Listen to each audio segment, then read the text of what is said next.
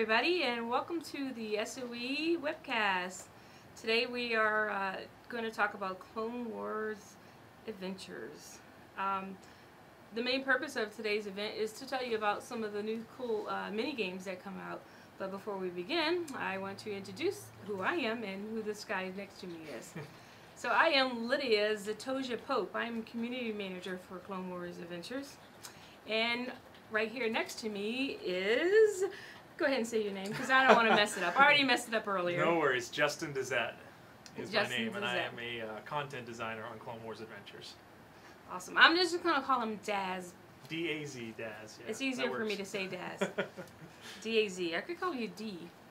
D? D. That's even simpler. I like it. Let's do that. Because then you can call me Z, and I'll call you D. So kind of like Men in Black. Yeah. But men and women in black. Yeah. Yeah. Well, I'm wearing black, but you're wearing blue. All right.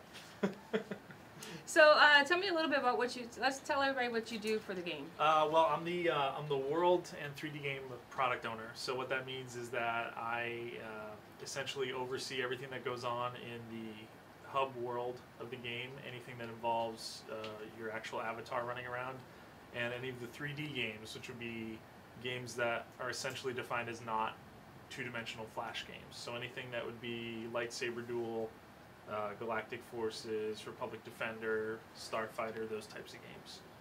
So awesome. 2 roles is basically. Awesome. How long have you been in the game industry? I've been in the industry for about 3.5 years now. Awesome. And I've worked on design on Clone Wars Adventures for about 1.5 years now.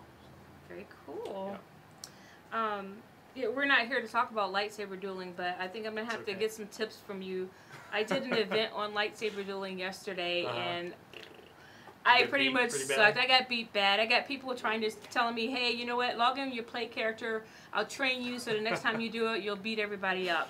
I gave everybody a story about my character on why my character isn't powerful enough to do it, though. So. Is she just a Padawan learner right now? No. Is she full-fledged Jedi? She is a Sith. Oh, she is a Sith. And you've turned to the dark side. Oh, I've been at the dark side. She lost her powers long ago, and from a mysterious red cloud, and has no clue on why it happened. So now she's trying to get back in the swing of things. Okay. But yeah, so she does not need a master. She is her own master. All right, okay. She just needs to regain her powers.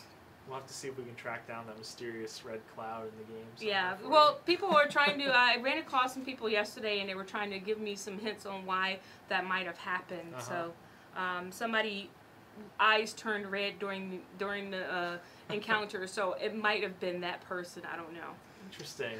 Okay, so yeah, so I don't want to scare you about my character, but yeah, she's very powerful. She just cannot lightsaber duel to save her life. I'll stay right away from her. Okay, so let's talk about the first game that I want to talk to you about, because it's a newly released game, and it happens to be one of my favorite games. Mini games in the game. Galactic Forces. Galactic Forces. Galactic Forces. Okay, what can you tell us about Galactic Forces? Let's see. Well, that arose from a desire for us to be able to play kind of a multiplayer version of Republic Defender. That was initially where the idea sprung from. And that's the tower defense game. That's the tower defense game. Yep, okay. Republic Defender. From there, we kind of poked around with different strategy ideas, and that ran the spectrum from full-bore real-time strategy to really basic actual just a tower defense PvP version where you have one person controlling the towers and one person controlling what was sent out as the droids. And from that, the idea kind of sprung to what if we had both sides controlling buildings that were sending troops out, and we just have them fight each other and try to blow each other up, and that's kind of where the idea was born from. Right, and I could tell you it's a lot of fun. Yeah, it is a lot of fun. It's an addictive game. I very much enjoy it myself, actually. So when you start off the game, you can pick between 2 sides. Tell us a little about those 2 sides. Yep, you've got the Republic or the Separatists, of course, your iconic Star Wars, Clone Wars teams. Mm-hmm. There is a lot of debate as to which side is more powerful. whether it's the Republic or the Separatists. Separatists. And see, that's what some I'm people just say. saying, it's the That's what some people Separatists. say. Personally, I'm a big fan of playing the Republic side. Okay. And I'm able to do pretty well with them. Sounds like we're as going to well. have to play each And we're other gonna after we're this gonna have to have a match. webcast. Yeah, we're gonna have to have a match. But I can tell you, having been very well involved in the balancing, that there's definitely advantages and disadvantages to each side. Mm-hmm. You know, for example, the droids in the beginning, your base droids will spawn quicker, but they're a lot easier to kill. So the clones are a little bit slower to spawn, but they're a little stronger. And the balance, the scales goes up and down the whole way through. Awesome. So it all depends. It's whether you're good or Sith. You know, Jedi or Sith. Choose your team. No, Sith are good. From your Sith point are of view, of good. course, yes. We're really good. Right. Okay. So with the different sides, you Mhm. have Jedi and Sith that you can spawn with Yeah, your troops. Your hero and villain. Right. So with characters. those, you know, we have characters like Anakin Skywalker Mhm. and General Grievous. This is my favorite one. You know, I don't know any of the stats on what things do, but I just love it when he comes out because he seems like he's the one that just wants to go there and just knock on the base, regardless of anything else going on in the game. Yeah. Is there any like different powers between what's the different types of powers between the heroes that you can have? At ranks 1 and 2, the heroes are fairly similar. Some are a little, you know, maybe a little faster, whereas one may be a little more powerful but slower, that type of thing. But at rank 3, there's some differences in what they're able to do. Okay.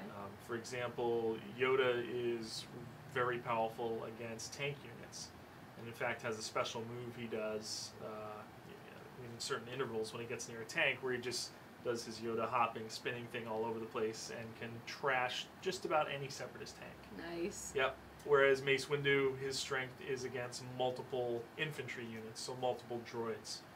He has a pound he does with his lightsaber on the ground that'll hit multiple infantry units. So it depends on what your playstyle is. Like it depends on what your playstyle is, and it may depend on what your opponent's playstyle is, because it's going to depend on what they're sending against you. If you've got a huge line of tanks coming at you, you're probably better served to send Yoda out there.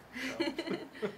Now, when we were demoing the game at a recent E3 electronic exposition, we had people trying different tactics. Yep.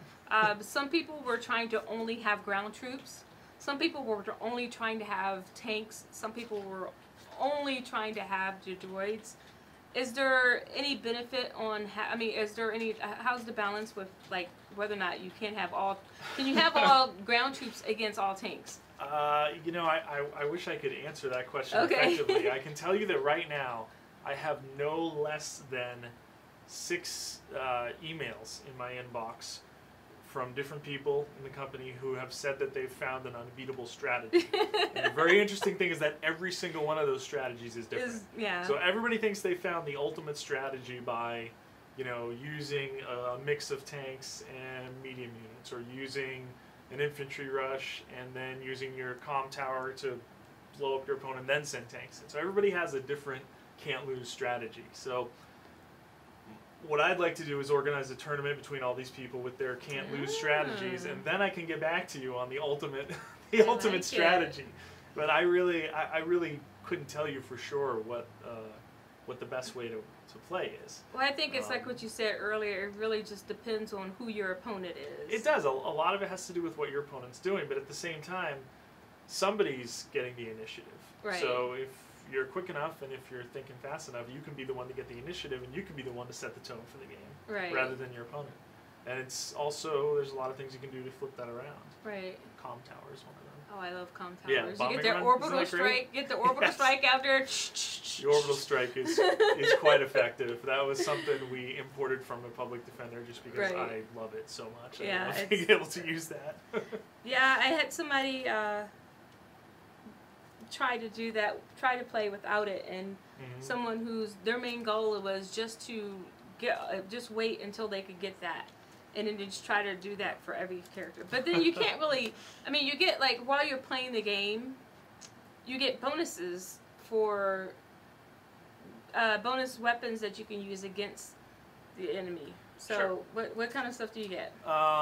We actually ported over some of the special, you're talking about the little power-ups that drop? Yeah. We actually ported over a lot of stuff that's used in tower defense into this game for those purposes. Right. They were, once they were ported over, we did have to tweak them and balance them. Everything from the range that you got to how much damage it did had to be adjusted and fixed for this type of game. Right. And you know, made to fit. They would have been underpowered essentially if we'd used it from Republic Defender.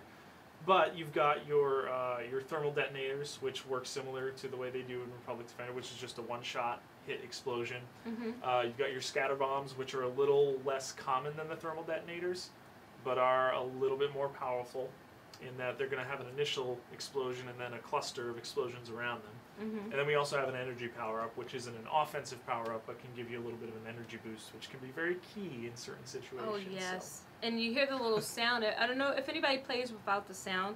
You should play with the sound because you hear hear the Absolutely. little noise. Yep. And if you're off looking at the other person's base and you see that you hear the little noise, you got to hurry up and scroll over there so you can click on it to get That's your right. energy. Especially the energy one, because while you're waiting for your energy to go up, you can earn other energy bonuses. So Oh yeah, absolutely. I didn't know the sound. The first time I played it, my sound card wasn't working on my computer, so. And then once I did it, I'm like, there's a sound. So I play it with my sound turned all the way up. Yeah, you got to have that sound. You might miss something if you don't have that on. Yeah. Yep, I would definitely agree there. That, and so you can hear all the explosions going on with it. Yes, the droids. Yes. The droids death speak. Yeah, so is there anything that you think players would not know about that game? Are there any hidden things that they don't realize? Well, I don't want to give away too many of my good strategies. Let's see. All right, I'm going to give you one really, really key. Okay, I'm going to write this one down. You should write this down. This is one key strategy I've used quite a bit, which is if you let your units cap out and wait a little bit, and then watch the timers go around on all your buildings, when they start blinking and they're ready to spawn, if you're at your unit cap, they're not going to spawn, of course, right? Right. So if you let let's say you've got 8 buildings built up, and you let them all get to the point of blinking, and then immediately build a supply center, so it ups your unit cap, all 8 of those units will spawn at once. And you can have this really powerful rush of units. Ooh, I didn't know. Yeah. Wow. Okay. Really, really good strategy. It's worked several times for me on all sorts of different opponents. So. Okay, yes, that's important to know. Yeah. I So am going to that's try a that. cheat. Yeah, it'll serve you well. That is very cool. Well, I can definitely tell you that Galactic Forces it's a pretty big hit, and I think all the community, everybody in the community will thank you guys for putting that game in. It's a lot of fun. We're very happy to hear that, and we hope people continue to enjoy it. So Yeah. that's excellent. So one of the other games that has been put in is Fleet Commander. Fleet Commander, yes. Which is another cool game. Yep. I still haven't been able to win with it. I somehow get beat every time, but I have a lot of fun with it. So what can you tell us about Fleet Commander? Well, Fleet Commander, again, was one of those pushes for us to generate more multiplayer content, because we all over there really enjoy, I think it's just that we're very competitive. We like to play games against each other, so we're kind of making the games that we enjoy and you know, looking further into what we can develop as multiplayer type scenarios. So that's where Fleet Commander came from. The initial design of the game is something that's fairly basic and you know, fairly common. It's something that we wanted to do as quickly as possible, so we looked at putting it into a flash game, because it was the type of game that doesn't require a massive amount of you know, graphics and 3D graphics behind it. This is kind of a more of a, you know, a thinking game. Right. You know, how are you going to set up your strategy, and are you going to put all your units on the edge or in the center, or you know, again, I don't want to give away too many of my strategies, but It's another game we're gonna have to play each other in. Yeah, But for I don't sure. know. You might beat me in this one. I don't know. So That's you a can chance play. game, It's though. just That's a like chance with game. Galactic Forces. Yep. In Fleet Commander, you can play it by yourself against the computer, Yes. or you can play against another player. Correct. I'm okay playing against another player, but I can't seem to beat the computer. The computer is really good. I actually did not do the programming behind the AI on that. Okay. Somebody else on the team did. One of our designers named Tracy Bulling did that. Mm-hmm. And I'm convinced that she made that AI as evil as possible because it is extremely hard to beat. I think too. I've come very hard close. time I've with come it. very close though. I've come very close. I'm not entirely convinced that it's not cheating, but she swears up and down to me that it's not. So Yeah. So I mean, Yeah. you have like different types of weapons that you can use in that game. You got like homing missiles and ones that let you your squads that you can send out. Yeah, squads that you can send out. Yep. So it's definitely a lot of fun. Yeah. One of the things that I like about it is that you pretty much you take turns in it, so it's not like it's different than what you're doing with Galactic Forces. Galactic Forces you're building at the same time. Yeah, Galactic Forces you gotta you gotta be on your toes. Yeah. There's moments where you can kind of take a breather in Galactic Forces, but for the most part you've really got to keep an eye on what's going on. Right. Whereas with Fleet Commander, it's the pace is far more casual. Right. And you can actually say, okay, it's my turn. I can think as long as I want about, well, not quite as long as I want. Not as long as you want. No, there's a timer. It's still a little less. It's a little less stressful. Yeah. You don't have to be immediately, reactionary. It helps you think, so you can look at it and say, where would the ship most likely be? Oh, let's try here. No, not that one. Just never right. I'm never right either. Never. I always, I think my problem is I waste all of my, my default, gunnery, my default Your special moves yeah. right in the beginning, as opposed to trying to like. I know, but I just get excited. I just want to hurry up and use those homing missiles to try to track for the down. end when they have one little 2-square ship left Yeah, that you absolutely can't find. That's when you need that homing missile. Okay, I'm gonna have to. I'll have to try. Like I said, I'm gonna have to get you to maybe teach me how to do that one. One of the other ones we have that came out is turret tactics. Yes. Yep. Turret tactics. That's part of our continuing effort to expand the attack cruiser housing options, because we have modules available for a lot of the other housing stuff, but the attack cruiser doesn't have its own module yet, so we put in turret tactics. So it's like just a basic skeet shooter type of game, but really it's how good are you hand-eye coordination. So right, and how good is your mouse? And how good is your mouse? Yeah, I have a pretty bad mouse at home, and my mouse just kind of like, oh wait, you're going over here instead of over here. Oh, that'll just destroy you in that game. So yeah, you have to get the attack cruiser house first. You do need the attack cruiser housing, yep, and then you get the module. It'll message you if you go to try to buy turret tactics. It'll let you know you've got to have the attack cruiser housing first. And the attack cruiser housing is, in my opinion, one of the coolest houses ever. It's your own private Star Destroyer, basically. Republic destroyer. Yeah, and you even got people working in the the bridge. Absolutely. The awesome. computerized guys down there doing their thing. Yep. Yeah, I think that's the best one. Plus, you can hyperspace around. How exactly. Cool is that? So before we close out, you had a little bit of hint of what's coming up. I can't really say too much. I'd like to tell you more, but we have a really, really cool update coming up for this summer. In fact, we're probably maybe 3 weeks away from it or so, somewhere in there. And fans of the show are specifically going to want to pay attention to this next update. That's all I can really say. But okay.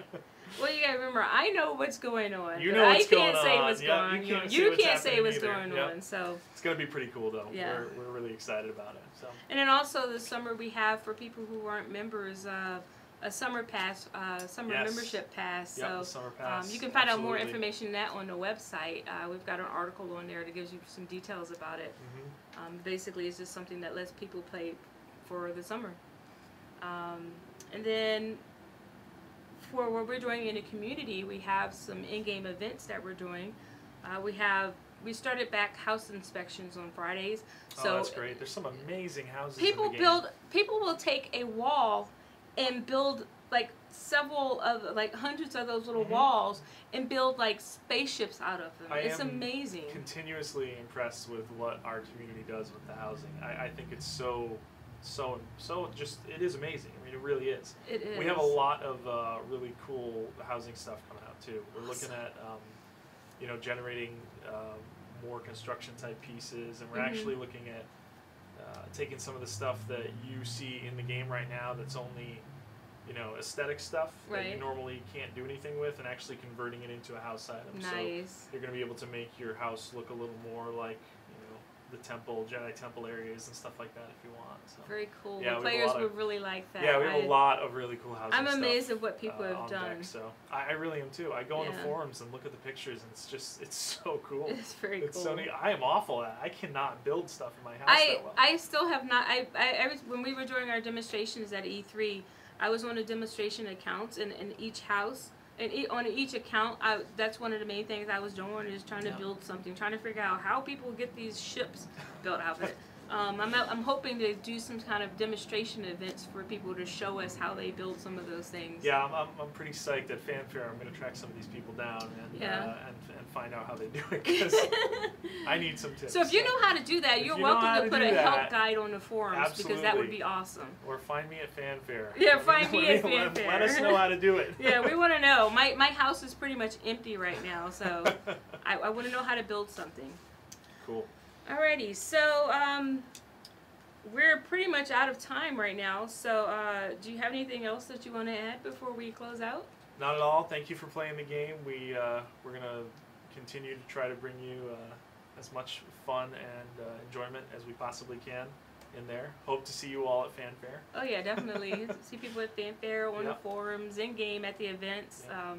I want to thank you for coming to tell us a little bit. We haven't really had that many webcasts for Clone Wars, but we're hoping to do some more in the future. So. Well, I'm always available. So. Awesome. There you go. And then maybe by next time we'll give you like an update on our battle, you know, in Galactic Forces to tell you who won.